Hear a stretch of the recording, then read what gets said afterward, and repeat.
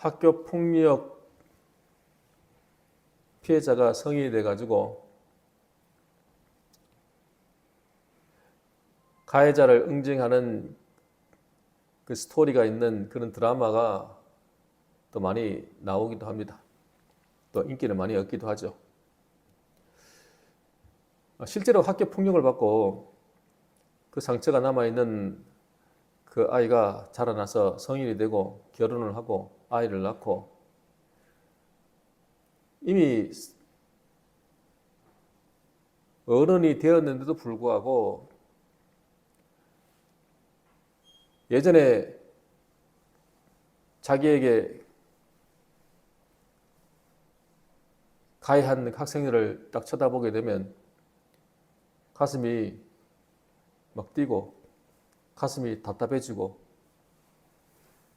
내가 다 잊어버린 것 같았는데 잊어버리지 못하고 가슴에 남아있는 걸 보게 됩니다. 상처가 치유된 것 같았는데 치유되지 못하고 남아있는 겁니다. 사실 이게 나에게 큰 상처를 준 사람을 잊어버리고 그 상처가 치유된다는 게 쉬운 게 아닙니다. 요셉은 자기 인생을 망가뜨린 형들을 만났을 때 어떤 마음이었겠습니까? 사랑할 수 없는 사람을 요셉은 사랑했습니다. 도저히 용서가 안 될 것 같은 사람이 내 인생을 망가뜨린 사람 아닙니까? 근데 그들이 봤을 때 요셉은 하나님의 사랑으로 그 형들을 다루었습니다. 형들을 복수하려는 마음으로 나간 게 아니라 하나님 백성으로 살 그릇으로 만들기 위해서 그는 하나님 사랑으로 다루었습니다. 근데 좀 더 다루려고 하는데 유다가 나서서 정말 간절히 호소합니다. 우리 아버지하고 우리 베냐민 막내 동생하고 생명이 한 묶음입니다. 그래서 베냐민이 여기에 있으면 우리 아버지 죽습니다. 우리 아버지 살리고 싶고 내 동생 살리고 싶고 그리고 내가 책임을 다 지기로 했으니까 내가 책임질 테니까 우리 다른 형제들 다 돌려보내 주시고 그냥 나를 잡아가지고 노예로 삼으십시오. 내가 내 남은 인생을 당신을 섬기고 살겠습니다. 자기를 내어주는 그 사랑의 호소에 요셉이 더 이상 연극을 못합니다. 이제 요셉은 완전히 무너져 버렸습니다. 그리고 사람들을 다 내보내고 아무도 없는 가운데서 형들에게 펑펑 울면서 내가 요셉입니다 라고 이야기를 하는 겁니다. 만약에 유다의 그 간절한 그 사랑의 모습이 나타나지 않았더라면 요셉은 좀 더 다루었을 것입니다. 유다의 모습 속에서 뭐가 보입니까? 예수님의 모습이 보입니다. 십자가에 자기를 내어주시는 그 십자가의 그 사랑이 있었기 때문에 요셉은 감동을 받았고 견딜 수가 없었습니다. 십자가의 사랑은요, 하나님을 기쁘시게 하고요, 사람을 감동케 합니다. 마태복음 27장 50절에 예수님께서 다시 크게 소리 지르시고 영원히 떠나시니라. 영원히 떠났다는 말씀이 나옵니다. 그 말은 이렇게 직역할 수 있습니다. 그 영이 내어주셨다. 그 영을 내어주셨다라고 직역할 수 있습니다. 그러니까 영원히 떠났다, 이제 돌아가셨다 이 말인데 이거를 그 영을 내어주셨다라고 직역할 수 있다는 거예요. 직역하면 그렇게 된다는 거예요. 그러니까 자기가 자기 생명을 내어주셨다는 이야기입니다. 예수님은 스스로 내어주신 겁니다. 그게 바로 십자가 사랑입니다. 그 십자가 사랑 앞에서 우리는 무너지는 겁니다. 그 사랑을 알기 때문에 주님 앞에 무릎 꿇지 않겠습니까? 주님의 그 은혜를 알기 때문에 우리가 달라지지 않습니까? 오늘 우리는 부활주일입니다. 오늘 부활주일을 맞이해서 십자가에서 끝이 나고 그것으로 전부 끝난 게 아니라 주님이 부활하심으로써 우리에게 새로운 시대를 열었습니다.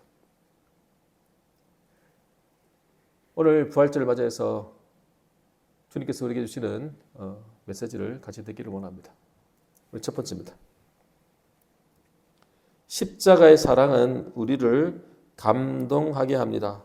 한번 따라합시다. 십자가의 사랑은 우리를 감동하게 합니다.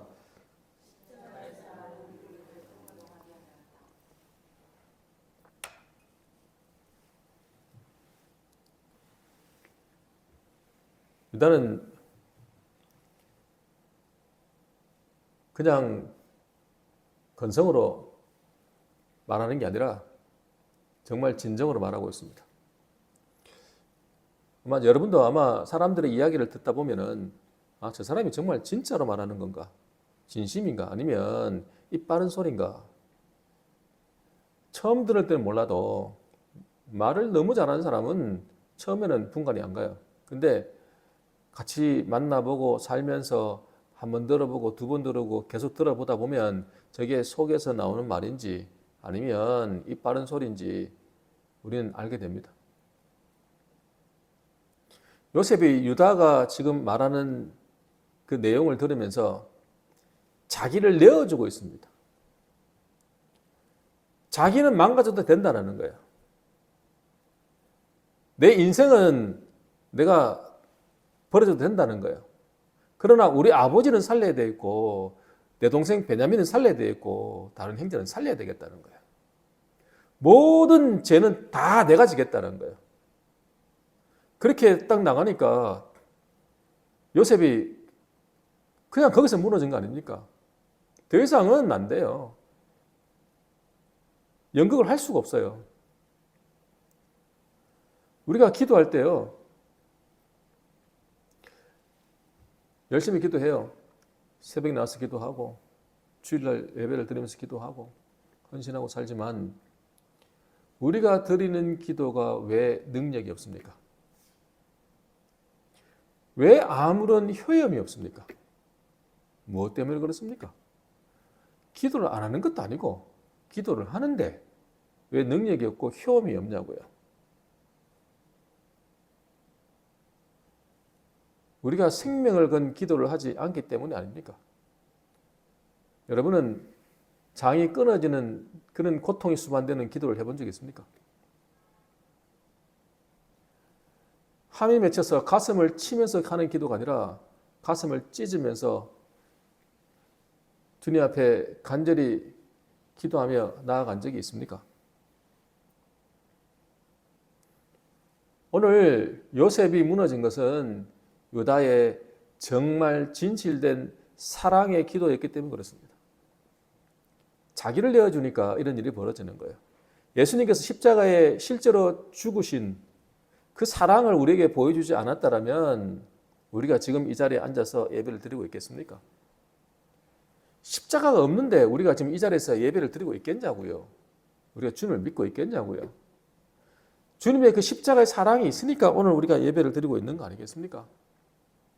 정말 진실한 기도, 목숨을 내어놓는 기도, 생명을 건 기도, 그리고 성령의 음성을 듣기 위해서 간절히 부르짖는 그런 기도가 하나님 마음을 움직이지 않겠습니까?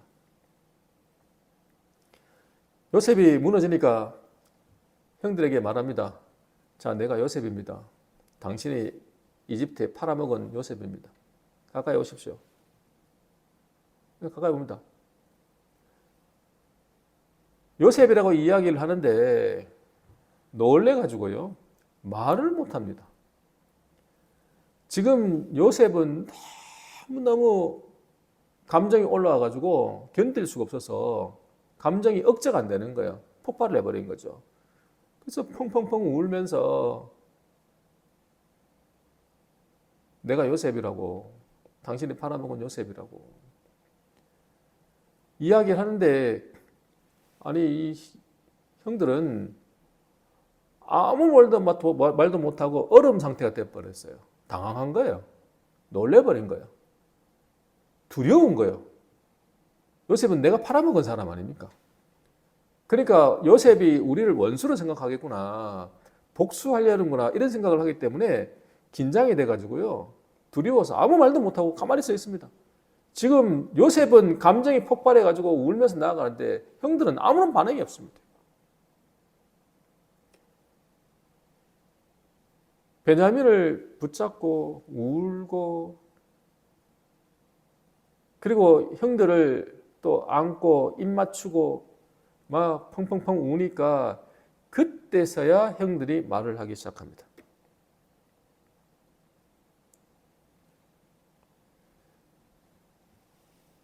사람이 죄를 지으면, 죄책감이 있으면 그게 해결이 안 되는 거예요.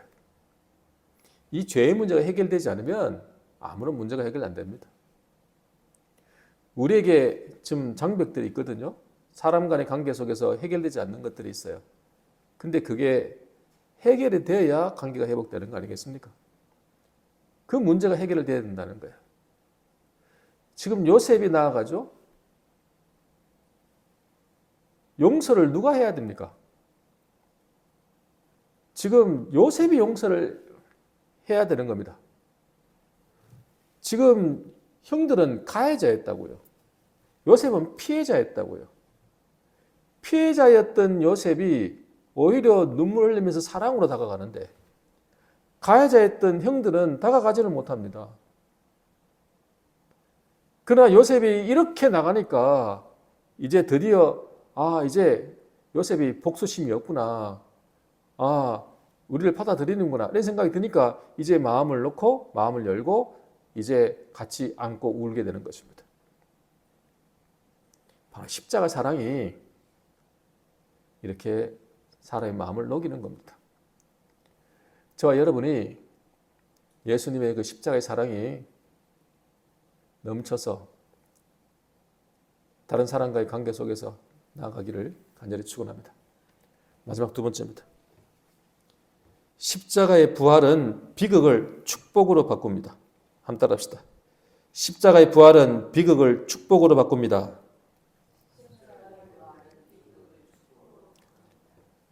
창세기 45장 5절입니다. 우리 같이 한번 읽겠습니다. 당신들이 나를 이곳에 팔았다고 해서 근심하지 마소서, 한탄하지 마소서. 하나님이 생명을 구원하시려고 나를 당신들보다 먼저 보내셨나이다. 아멘.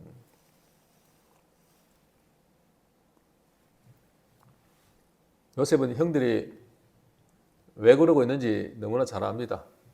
자기들이 팔았으니까 자기들이 마음에 찔리는 게 있지 않겠습니까? 그래서 말해주는 겁니다. 한탄하지 말라고, 근심하지 말라고. 그리고 명확하게 말해줍니다. 하나님이 생명을 구원하시려고 나를 당신들보다 먼저 보내셨다는 거야. 당신이 나를 팔아버린 게 아니라 하나님이 나를 먼저 보내신 거다라고 말합니다. 그리고 앞으로도 이 흉년이 5년 동안 더 될 거다. 밭갈이도 못하고 주스도 못한다. 그러면서 7절, 8절 또 말합니다. 같이 읽겠습니다. 7절, 8절. 하나님이 큰 구원으로 당신들의 생명을 보존하고 당신들의 후손을 세상에 두시려고 나를 당신들보다 먼저 보내셨나니, 그런즉 나를 이리로 보낸 이는 당신들이 아니요 하나님이시라. 하나님이 나를 바로에게 아버지로 삼으시고 그 온 집의 주로 삼으시며 애굽 온 땅의 통치자로 삼으셨나이다. 아멘.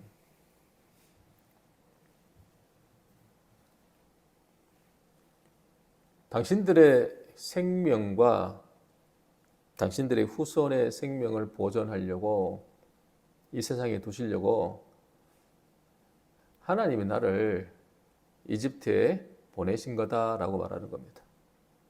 당신들이 보낸 것 같지만 사실은 하나님이 보내신 거라는 거예요. 주체가 하나님이라는 거예요. 요셉이 이걸 어떻게 깨달았을까요? 언제 깨달았을까요? 우리는 우리에게 예기치 않는 일이 벌어집니다. 억울한 일이 터집니다. 생각지 않는 일 속에서 내 인생에 있어서 여기서부터 딱 잘라서 여기서부터 여기까지 딱 잘라가지고 싹 없애버렸으면 좋겠다. 그런 게 우리한테 있거든요. 요 시간을 딱 잘라서 그냥 없었으면 좋겠다. 그럴 시기가 있다고요. 사람마다. 그때 내가 이렇게 안 했으면 내가 어떻게 달라졌을까? 이런 생각을 하거든요. 근데 이런 예상치 않는 일을 만나고 고통 속에 시간이 지나면서 나중에 이거 다 하나님이 인도하셨구나라는 것을 언제 깨닫습니까? 하나님이 섭리와 계획이시면 언제 깨닫습니까? 시간이 지나서 깨닫는 겁니다. 처음엔 몰라요. 정말 어떤 일을 당할 때 갑자기 나한테 질병이 다가오고 갑자기 사업에 어려움이 다가오고 갑자기 사랑의 관계가 깨어져 버리고 이런 일이 막 벌어지니까 처음에는 몰라요. 처음에는 답답해서 기도도 하고 원망도 해보고 불평도 해보고 그러다가 시간이 지나면서 알게 되는 겁니다. 이런 시간이 없었더라면 내가 하나님 앞에 나올 수가 없었겠구나.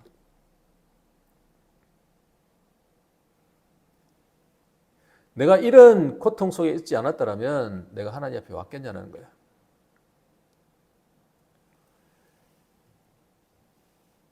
재수생이 재수해가지고 대학교를 들어가는 학생하고 그냥 정상적으로 일반 대학교에 들어가는 학생하고 나중에 보면 사회 적응력을 보면은 재수생들이 더 적응을 잘하더라는 거예요. 예전에 제가 이렇게 연구한 것을 내가 들어본 적이 있습니다. 왜 그랬겠습니까? 실패를 경험해 봤거든요. 그래서 그 과정을 거쳐본 사람이 더 잘 적응하더라는 거예요. 신혼부부가 이제 내 집 마련하려고 아파트 당첨을 소원하면서 이렇게 청약을 하는데 처음에 탁 넣었는데 탁 당첨이 돼버려요. 얼마나 기뻐요? 너무 좋죠. 근데 기쁘고 좋긴 한데 큰 감격은 없어요. 뭐 그렇게 사는 겁니다. 처음부터 당첨됐으니까 그건 잘 모르죠. 근데 어떤 신혼부부가 수십 번을 넣었는데 수십 번 떨어지는 거예요. 근데 어느 날 맨날 떨어지니까 기대도 안 하고 넣었는데 갑자기 전화 와가지고 당첨됐다는 거예요. 얼마나 기쁘고 감격이 큰지. 근데 그 당첨된 아파트가 보니까 막 이제 내가 직장을 옮긴 그곳 바로 앞에 있는 아파트네? 그때 깨닫는 거예요. 내가 수십 번 떨어진 이유가 하나님께서 내 직장 바로 앞에 여기에 보내시려고 수십 번 떨어지고 이번에 되게 하셨구나. 그러니까 더 기쁜 거예요. 이거 하나님의 은혜다라고 생각하는 겁니다. 그전에는 수십 번 떨어질 때는 왜 나는 이렇게 재수가 없나? 나는 이렇게 복이 없나? 생각했는데 이제 나중에 보니까 하나님이 이곳에 나를 인도하시려고 이랬구나. 이렇게 깨닫는 거거든요. 언제 알아요? 시간이 지나보면 아는 거예요. 우리가 뭘 깨닫냐면요. 부활이라는 게요. 부활 생명은요. 비극을요. 축복으로 바꿉니다, 여러분. 비극이 축복으로 바뀌는 겁니다. 지금 요셉은 노예로 팔려가지고 인생이 망가져 버렸어요. 근데 알고 보니까 하나님께서 아브라함에게 약속하셨던 거 있잖아요. 너희들은 이방에서 객이 돼가지고 400년간 살다가 다시 가나안 땅으로 돌아오겠다라는 거예요. 그 약속을 아브라함에게 하셨거든요. 그걸 이루려고 요셉을 통해서 보내셨고요. 온 세계가 굶주림 속에서 굶어 죽어가는 상황에서 야곱과 그의 가족들을 살리기 위해서 요셉을 먼저 보내셨다라는 거 아닙니까?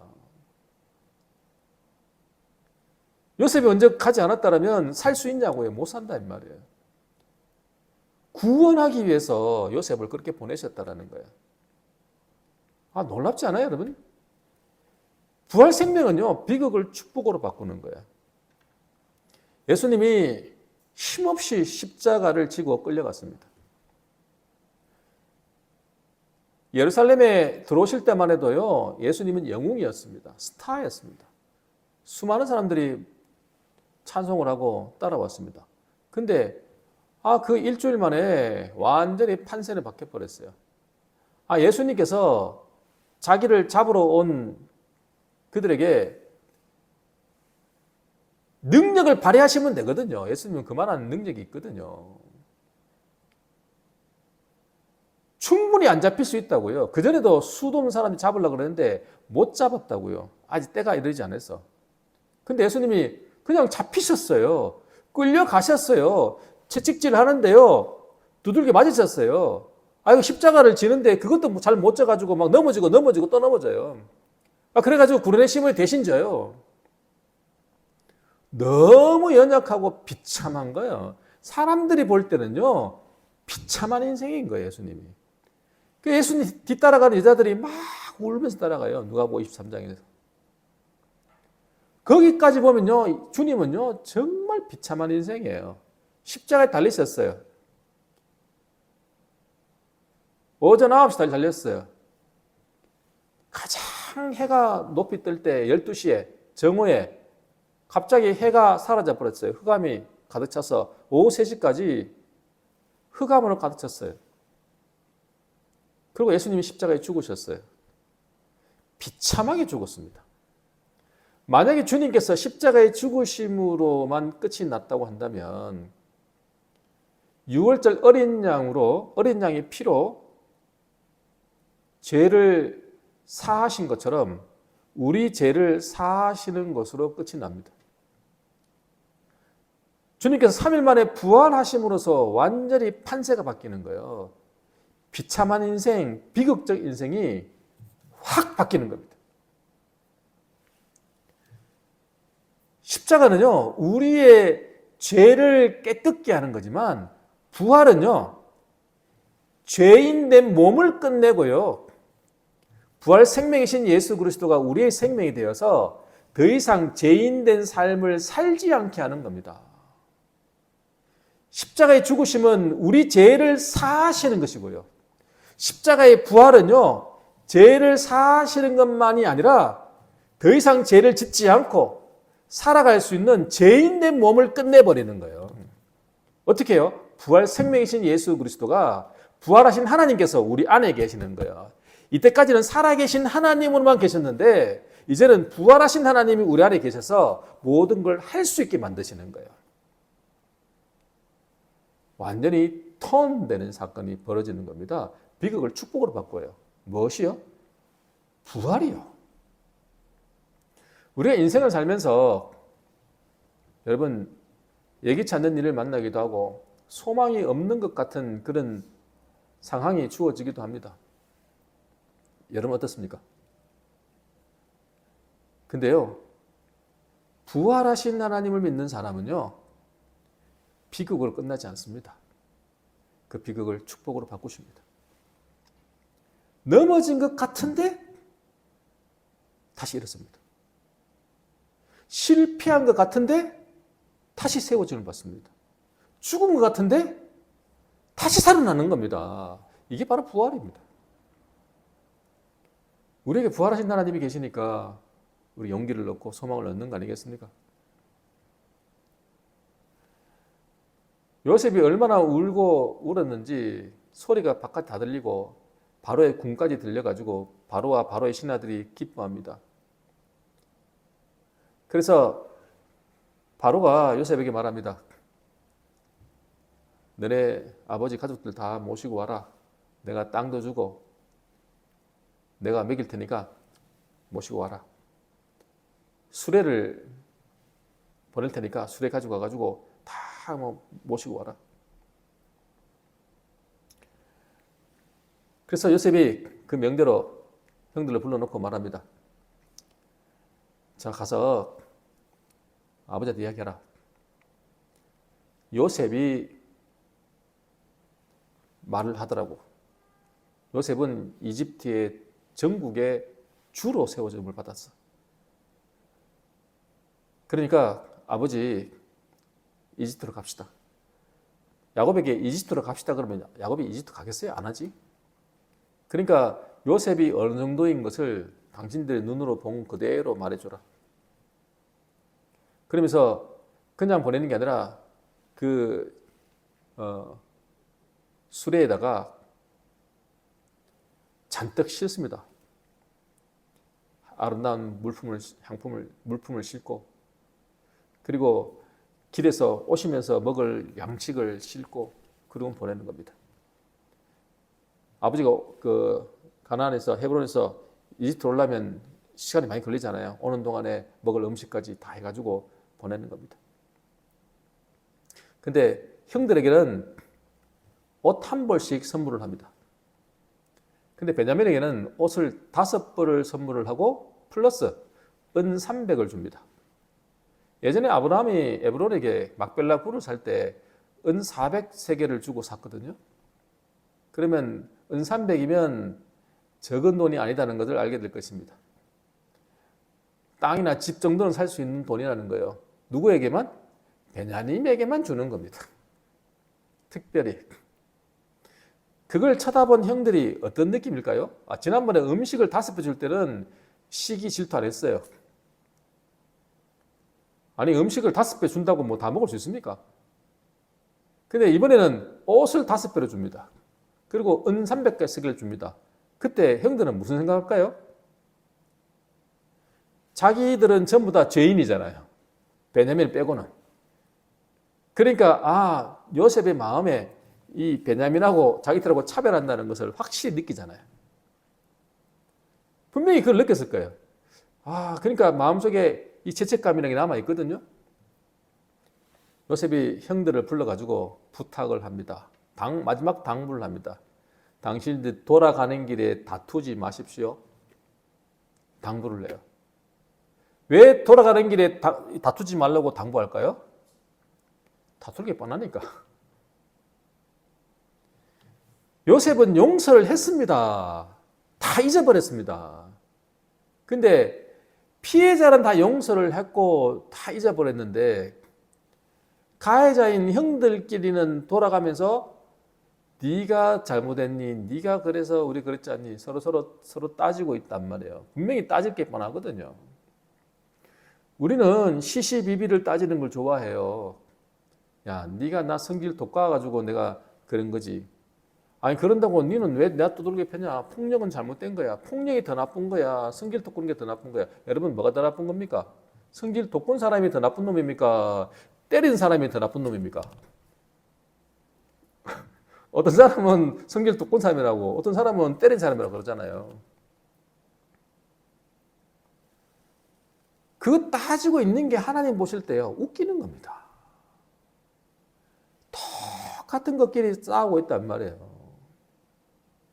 아니, 피해받은 요셉은 다 잊어버리고 아무것도 아닌데, 죄 지은 사람들끼리 네가 더 잘못했니, 네가 더 잘못했니 따지고 갈 게 뻔하니까 이야기를 해주는 거예요, 지금. 아주 싸우지 말라고.